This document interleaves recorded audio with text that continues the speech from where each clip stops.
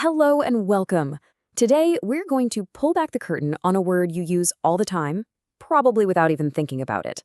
But believe me, it's one of the most powerful, hard-working words in the entire English language. So let's get into it. So, if I were to ask you, what's the most powerful word in English? What would pop into your head? Maybe something big like love or power, or maybe a simple but crucial word like the. All great guesses for sure. But the word we're talking about today is, well, it's even more fundamental. In fact, it's one of the shortest words we have. We're talking just 2 letters. But you should not let its size fool you. This little word is an absolute heavyweight, connecting our ideas and giving our sentences meaning in ways we totally take for granted. That's right. The word we're talking about is of. And I know what you might be thinking. Of? Really? But stick with me here because I promise by the end of this, you are going to have a whole new respect for this tiny, unsung hero of English. So what makes it so important? Well, it really starts with this number, 850. You can think of this as a very, very exclusive club. And yep, of is a VIP member. See, this is the basic English 850 list. It's a foundational set of words that are considered absolutely essential for basic communication. To even make it onto this list, a word has to be incredibly versatile. The fact that of is on there, well, that proves it's not just common, it is fundamental to how English is even built. Okay, so first up, let's talk about how this simple word actually leads a kind of double life when it comes to how we say it. And it all comes down to one little thing, stress. What's so interesting is how tiny the difference is. When we really want to emphasize the word, we give it that stressed sound, of.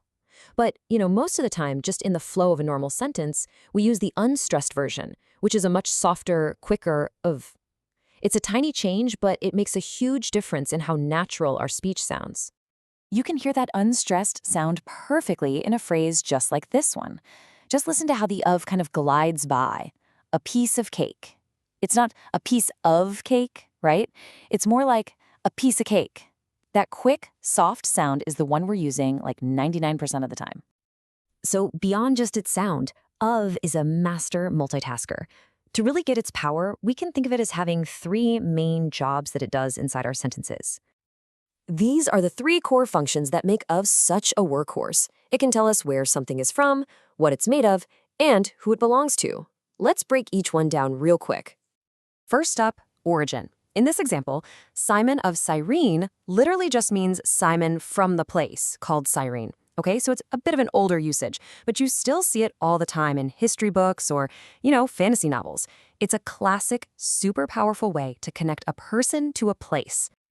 Next, of tells us about what something is made of, its composition. So a house of cards is, you guessed it, a house made using cards. A heart of gold means a heart made of gold. This little word just perfectly links an object to its material. And finally, we have its most common job today, showing possession.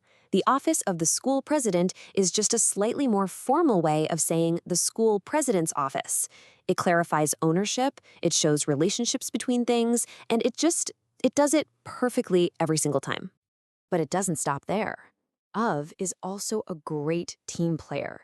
It gets together with other words to create completely new meanings. I mean, think about it. Kind of, out of. These phrases need of to even work. It's constantly building bigger ideas from smaller parts. So from its 2 sounds to its 3 main jobs, we've seen how this tiny 2-letter word is an absolute powerhouse of meaning and connection. It's a great reminder that in language, just like in life, it's often the small, overlooked things that are doing the real heavy lifting. It really makes you wonder, right? As you go about your day, try to pay attention to those other small words you use constantly, like to, or for, or with.